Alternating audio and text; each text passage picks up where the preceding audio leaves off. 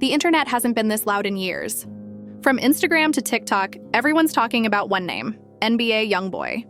But this time, it's not about beef, baby mamas, or house arrest. It's about something bigger. His latest world tour, MASA, just flipped the entire rap game upside down. Imagine pyrotechnics exploding in sync with pain-soaked lyrics, fans crying like it's a Beyoncé concert, and YB floating above the crowd on a glowing platform shaped like a crown. Yeah, you heard that right. People are calling it the most emotional hip-hop tour ever. Some are even saying NBA YoungBoy might have finally done it, crossed over from street legend to global icon. But behind the lights, behind the sold-out arenas and viral clips, there's a darker story unfolding, whispers of backstage meltdowns, accusations of betrayal from his closest crew, rumors that YB fired half his team mid-tour and clashed with other major stars, including one pop queen who felt disrespected.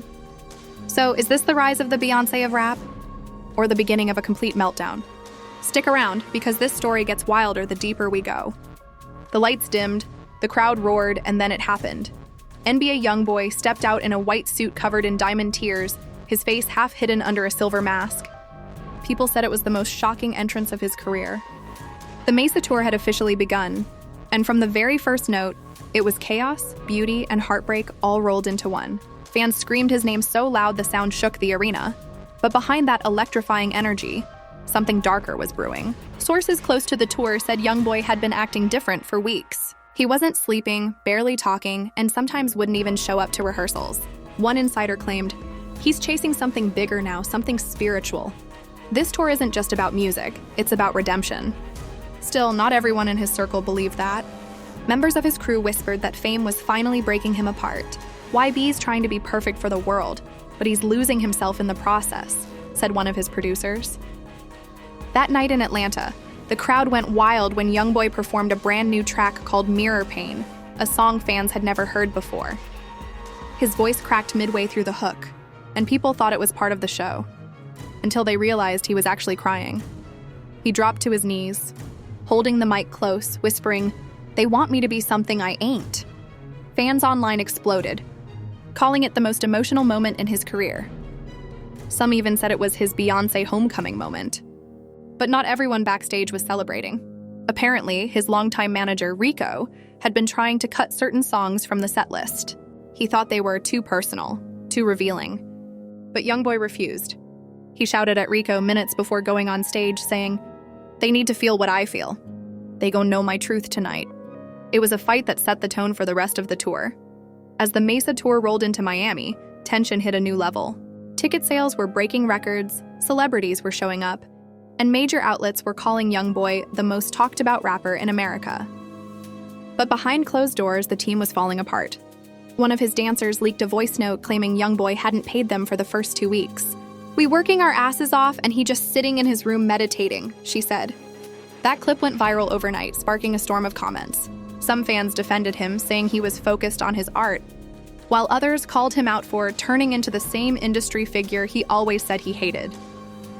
Things only got messier when, out of nowhere, rumors started flying that a pop superstar, none other than Doja Cat, had backed out of performing a surprise collab with him in New York. Reports claimed she felt disrespected after YoungBoy allegedly told her team, "I don't need no pop princess stealing my spotlight." That comment spread like wildfire. Social media went crazy, with fans split down the middle. One tweet read, "YB's energy is too real for these pop folks," while another said, "He's getting too cocky. Fame's changing him." Meanwhile, YoungBoy himself stayed silent online, posting nothing but black screens and cryptic emojis. People began to wonder if the pressure was finally breaking him. In one leaked video from backstage, he's seen pacing in circles, muttering, "They gon' remember me for how I make 'em feel, not what I say." Some thought it was genius-level artistry. Others saw it as a man losing control. Then came Houston, the show everyone would talk about for months. Halfway through his set, YoungBoy stopped the music and stared into the crowd. For almost a full minute, he didn't say a word. The silence was deafening. Then he finally spoke, his voice shaking. "I gave this world everything, but who gave it back?" Fans screamed, some cried, and he walked off stage mid-song. The internet exploded with theories. Some saying it was a mental breakdown, others calling it the boldest performance art ever done by a rapper. After that night, the mood of the tour shifted. The dancers looked tense. The crew avoided eye contact. Insiders claimed YoungBoy had locked himself in his tour bus for over 6 hours after the Houston show, refusing to talk to anyone except his childhood friend, Herm. One crew member said, "Herm's the only one he still trusts. Everybody else? He think they plotting on him." But that wasn't the end of the drama. The very next day, Rico, the same manager he fought with earlier, was suddenly gone. Word spread that he'd been fired on the spot after accusing YoungBoy of losing touch with reality. YoungBoy allegedly shouted, "If you don't believe in the vision, get off my ship." Some say it was righteous, others say it was reckless. By the time the tour reached Los Angeles, the tabloids were calling it the most chaotic tour since Kanye's St. Pablo. Reporters were desperate to get inside access, but security was tight. Still, a few backstage clips leaked, showing YoungBoy praying with his hands shaking, repeating, "This pain gonna make me legendary." Fans were divided. Was he transforming into something greater, or was fame eating him alive? But the turning point came at the late concert when something completely unexpected happened. As he performed the final verse of Broken Mirrors, the giant screen behind him lit up with never-before-seen footage, clips of his childhood, his grandmother, and his kids. The crowd gasped. Nobody had seen this side of him before. And then a female voice came through the speakers saying, "You always had a gift, but your heart too heavy for the world." People instantly thought it was his late grandmother's voice. Some fans cried. Others fell silent. Social media lit up with theories that the tour was more than just a concert. It was a confession. But what nobody knew yet was that this emotional moment would set off the biggest conflict of the entire tour. Because that voiceover? It wasn't his grandmother. It was recorded by someone else entirely. Someone from his past who wasn't supposed to be part of his story anymore. And that's where everything started to fall apart. When the lights came back on after that emotional scene, fans were still standing, stunned by what they'd just witnessed. It felt like the entire arena had shared a collective heartbeat. But somewhere behind the stage, chaos was unraveling. YoungBoy's face was stone cold, his jaw tight. He turned to Herm and whispered, "That wasn't my grandma's voice, bro." "Who did that?" Herm didn't know what to say. Everyone around froze. Within seconds, the joy that had filled the backstage vanished into tense silence. Apparently, the production team had swapped out the original voiceover last minute, without telling him. And the voice that echoed through that stadium belonged to someone YoungBoy never wanted to hear again. Jasmine, his ex-fiancée. Fans online didn't know that yet. They were still celebrating, calling the moment spiritual, beautiful, the most vulnerable side of YB ever. But YoungBoy wasn't celebrating. He stormed into the control room, demanded answers, and slammed his mic on the floor. "You let her voice play in my show? After everything she did to me?" He shouted, according to one crew member. Rumors started flying that Jasmine had somehow found her way back into the mix through a secret deal with Rico, the manager he'd fired.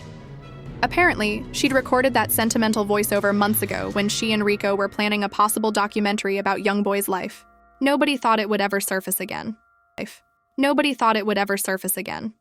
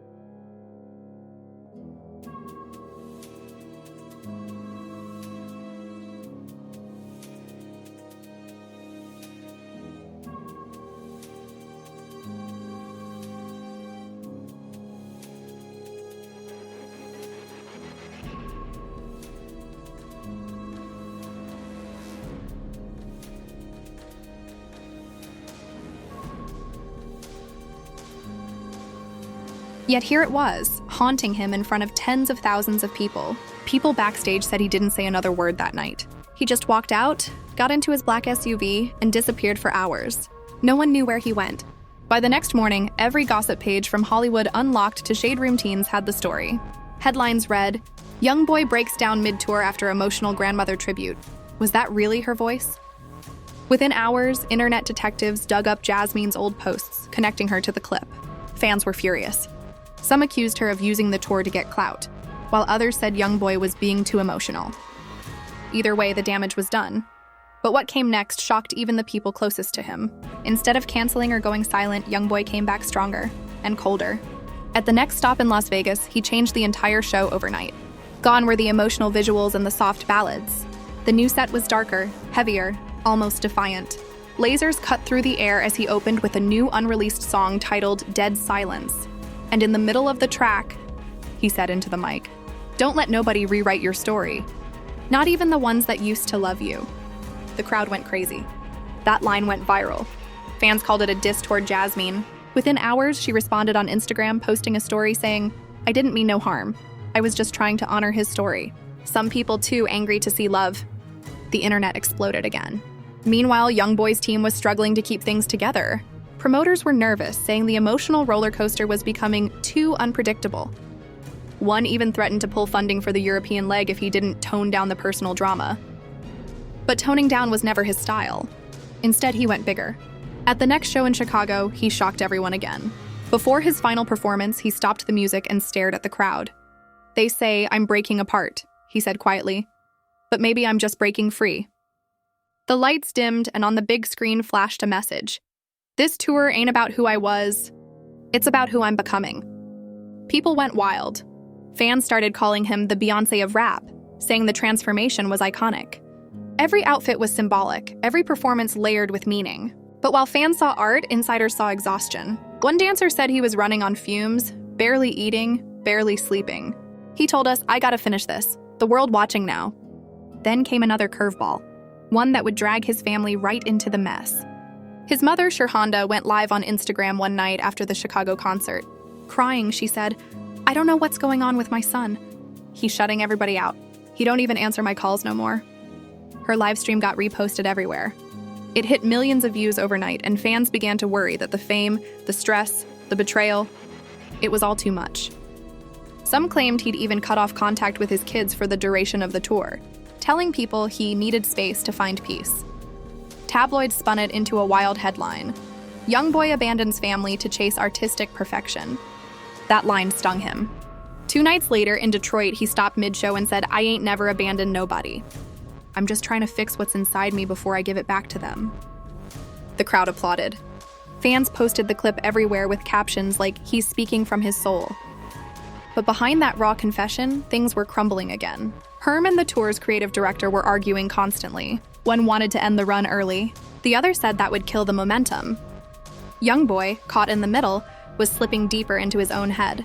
One insider claimed he'd been journaling obsessively, scribbling lines like, "The world watching but don't understand me."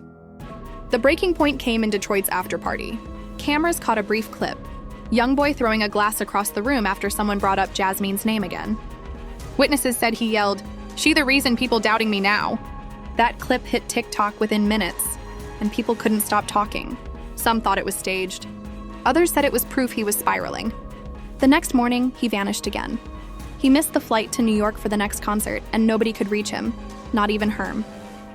Promoters panicked. Social media turned into chaos. Hashtags like #DeWhereISab started trending. Fans speculated everything from rehab to a secret collaboration with Beyoncé herself. One wild rumor even claimed he'd flown to Louisiana to meet his grandmother's pastor for spiritual healing.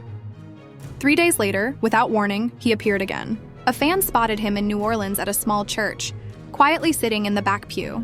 A photo leaked and people couldn't believe it. Why be in a church, alone, wearing the same mask from the MASA tour? The mystery deepened. When he finally returned to the tour, his demeanor was completely different. Calmer, focused. His voice during rehearsals was steady, but his words had weight. "This time, I'm finishing it my way," he said to his crew before the next show. And that's when everyone realized the next concert in New York wasn't just another show. It was going to be the turning point of the entire tour. New York, Madison Square Garden, the biggest show of the entire MASA tour. The air outside was thick with energy, fans camping out since dawn, reporters swarming, influencers live streaming from the entrance. Inside, everything shimmered under a haze of purple lights. This wasn't just another concert. It was a statement.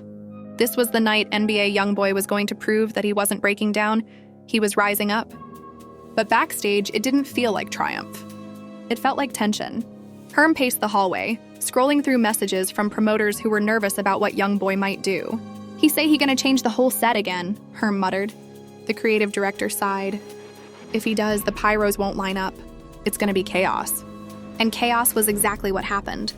30 minutes before the show, YoungBoy told the tech crew to scrap half the visuals. He wanted something new, something real. He said, no more hiding behind effects. Let 'em see me raw. The crew protested, but he didn't care. If they love me, they gon' love the truth, he said quietly, adjusting the silver mask he now wore like armor. As the lights went down and the first beat dropped, the arena erupted. Thousands of fans screamed his name, some crying before he even said a word. He walked out slowly, shirtless under a black jacket, eyes glowing under the strobe lights. He opened with dead silence again, but this time his tone was sharper, angrier. Halfway through, he stopped and stared into the crowd. They told me I was finished, he said, but you can't cancel what you ain't create. The audience screamed. Even people in the rafters were jumping, chanting his name, and that's when it happened. Midway through the set, the massive screen behind him flickered. A video began to play. It was raw phone footage of YoungBoy talking to his grandmother years ago, sitting on the porch, smiling for one of the last times anyone remembered him being carefree. You gon' be something one day, she said softly. But promise me, don't lose your soul doing it. The arena went quiet. For a moment, it felt like time stopped. And then, as if on cue, YoungBoy looked up at the screen and whispered into the mic, I broke that promise. The crowd gasped. It was the most vulnerable moment of the entire tour.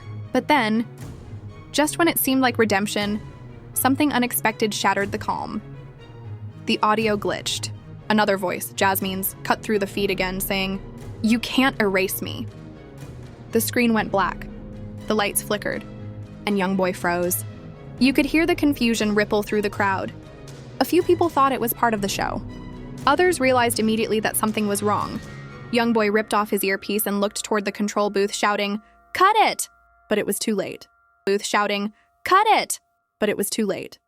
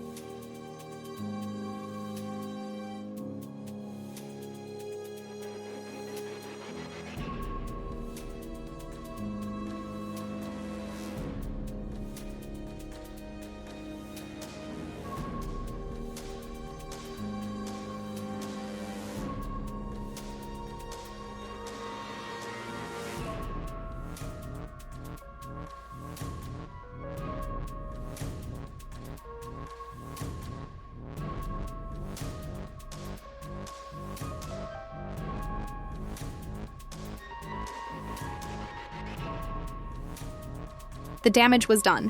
Backstage, Herm and security rushed to figure out what happened. Someone had hacked the visuals, inserting Jasmine's clip again. This time, it wasn't subtle. It was direct, a message. Fans caught the moment on their phones, and within minutes, social media blew up.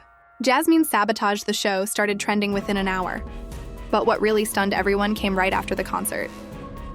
YoungBoy didn't leave quietly. He grabbed the mic again before walking off stage. Somebody think they can play with my story, he said, his voice cracking. But I'm the only author here.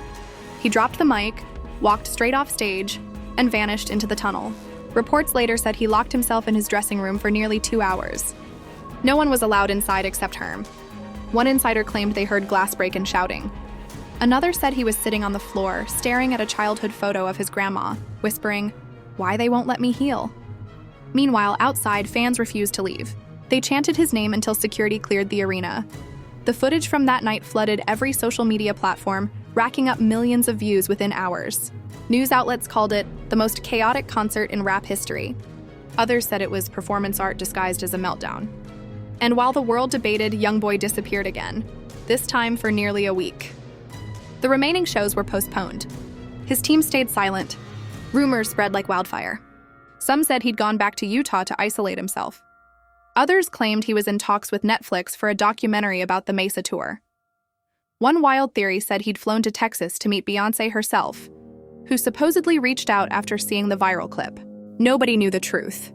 But on the 7th day, he posted something unexpected. A single video on Instagram. No caption, no hashtags, just him, sitting alone in a studio, staring into the camera. He said softly, "They tried to turn my story into a circus. But I ain't no act. I'm the art." Then he turned off the camera. That short video broke the internet. Everyone was talking. Fans said he was entering his rebirth era. Others thought it was a teaser for something bigger.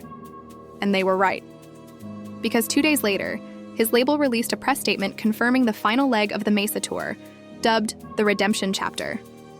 But not everyone on his team was happy about it. Herm reportedly begged him to rest. "You can't keep bleeding on stage like this," he told him. YoungBoy just smiled faintly and said, "That's the only way they feel it." The final shows were scheduled for Atlanta, where it had all started. Fans were desperate to see how he'd close the saga. Was he going to confront Jasmine publicly? Forgive her? Break down again? Nobody knew. Even the crew didn't have a script this time. On the day of the final show, tension filled the air. As soundcheck began, a fight broke out between two stagehands arguing about last-minute cues. YoungBoy just stood in the middle of the chaos, silent, almost peaceful. One cameraman said, he had that look in his eyes like he already knew how it was going to end. And maybe he did. Because what he was planning that night would change everything, not just for his career, but for his legacy. The doors opened at 7 p.m., and within minutes, the arena was packed. Fans were holding signs that said things like, "Why be the legend?" and "Beyoncé of rap energy." It was clear that people weren't there for drama anymore. They were there for a conclusion. Backstage, Herm turned to him one last time. "You sure you ready for this?" he asked. YoungBoy smiled. "Been ready my whole life." He stepped out toward the stage entrance, the crowd chanting his name in waves, and as he touched the mic, the lights dimmed to black. And that's exactly where Part 3 ends, right on the edge of the final show, the climax of the MASA tour, where every emotion, betrayal, and redemption moment is about to explode. The crowd's roar was deafening as the first faint hum of a piano filled the arena. Thousands of phone lights flickered across the stands like stars. NBA YoungBoy stood center stage, head bowed, completely still. This was the end of the MASA tour, the night everyone had been waiting for. Fans didn't know it yet, but what was about to happen would make headlines across the world. For the first few minutes, everything felt peaceful. He opened with a slow version of No Sleep, his voice calm, controlled, almost angelic. It was nothing like the wild, angry energy of the previous shows. People were swaying, some crying, others whispering, "He's back." The stage was stripped bare. No pyros, no dancers, just him and a piano. Halfway through the song, he looked up and said softly, "I've been running from my truth, but I ain't running no more." Then, something unexpected happened. The big screen behind him lit up again, showing never-before-seen footage. This time, it wasn't his childhood or Jasmine's voice. It was a series of clips of his family, his kids laughing, his mom smiling, old friends from the trenches. Over it, a calm voice spoke. "To heal, you gotta let go." Fans thought it was just part of the show, but backstage, everyone froze. Because that voice didn't belong to any professional narrator. It was Jasmine again. Herm's eyes widened. He turned to the audio engineer. "Did you approve that?" The engineer shook his head, panicking. "It wasn't in the cue file, bro. Someone inserted it again." On stage, YoungBoy's expression changed instantly. He took a deep breath, then looked straight into the camera, his jaw tightening. "There she go again," he muttered under his breath. The crowd sensed something was off. Then he raised his voice. "Y'all keep playing with me like I'm weak." A murmur spread through the arena. He dropped his mic and walked off stage mid-song. The lights went black. For almost 2 full minutes, there was nothing, just silence. Some people started chanting his name. Others thought the show was over. But then, from the darkness, his voice echoed through the speakers. "You want truth? You gon' get truth." The lights came back on, and there he was, standing in the middle of the stage again, this time without the mask, eyes red but clear. He said, "They tried to control my story since day one. Industry, media, fake love, all of them. But tonight, I'm breaking free from all that." The crowd screamed. Some fans were crying, waving their phones in the air. He went on, "I forgive her. I forgive everybody that hurt me, but I ain't theirs no more. I'm mine." Then he pointed toward the screen. Delete that voice for good. The screen faded to black, replaced by white text that read, "Chapter closed." The crowd erupted in applause. Fireworks shot up behind him as the beat of a brand new song dropped, a track no one had ever heard before, titled Reborn. It was raw, emotional, but full of hope. The lyrics hit different. Had to lose myself just to find my peace. Pain made me gold, I don't need no leash. People were screaming, jumping, crying. Fans said it felt like witnessing history. Others swore they saw him smiling for the first time in years. But the biggest surprise came right at the end. As the music faded, a spotlight hit the stage's far side. A tall figure walked out. It was Herm holding a small box. He handed it to YoungBoy silently. IB opened it, revealing an old silver locket that belonged to his grandmother. Inside was a picture of her, worn and faded. He looked at it for a long moment, then held it up for the crowd to see. "She with me everywhere I go," he said softly. "She, the real MASA." The audience went silent, hanging on every word. MASA, he explained, means master of self again. That's what this was all about. Not the fame, not the money, not the drama. It was about me getting back to me. People started chanting, "MASA, MASA, MASA." People started chanting, "MASA, MASA, MASA."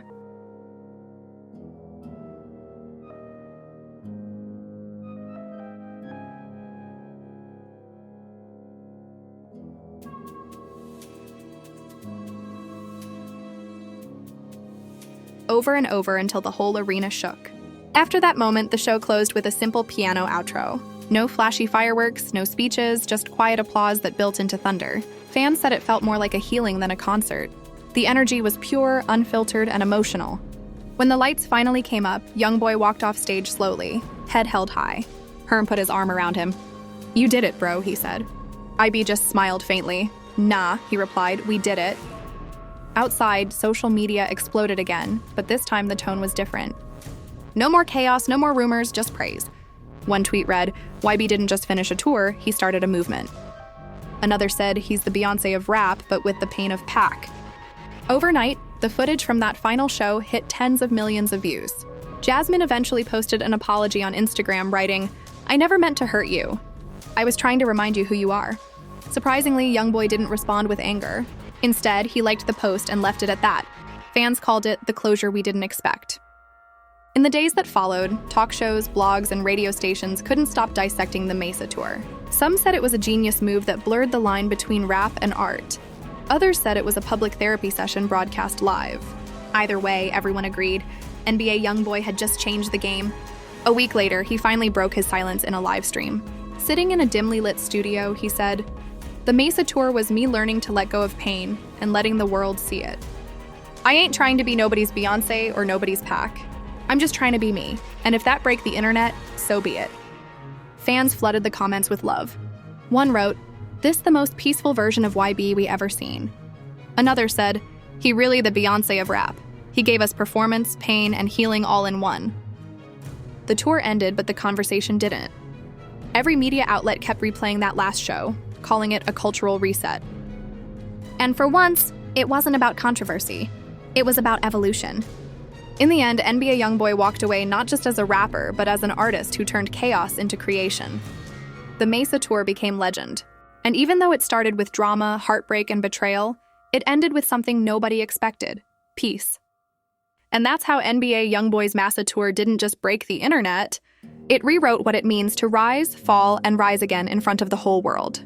As the echoes of the MASA tour fade into memory, one thing is clear: NBA YoungBoy didn't just make headlines. He made history. The tour that began as chaos ended as confession. He walked through betrayal, heartbreak, and doubt, and came out standing taller than ever. From tears on stage to emotional breakdowns caught on camera, he gave the world something no one expected: his truth. But the real question that still burns across the internet is this: did NBA YoungBoy just unlock a new era of artistry, or did we all witness a man on the edge of his sanity finding peace in public? Fans can't agree. Some say the MASA tour was his rebirth, his evolution into the Beyoncé of rap. Others believe it was his final warning to an industry that drains souls for spectacle. Whatever side you're on, one thing's undeniable: he forced the world to feel. His voice, his pain, his transformation, every note told a story bigger than fame. And maybe that's what made the MASA tour so unforgettable. It wasn't about perfection. It was about truth. It was about a man who lost himself in the noise, only to find his purpose in the silence that followed. So what do you think? Was NBA YoungBoy's MASA tour a genius act of self-reinvention, or a breakdown disguised as art? Drop your thoughts below, because this story is far from over. If you felt that energy, if you believe I've just changed the game forever, hit that like button right now. Make sure you subscribe and turn on notifications so you never miss the next wild story that shakes the culture. And tell us in the comments, has NBA YoungBoy finally become the Beyoncé of rap? Or is his greatest chapter still waiting to be written?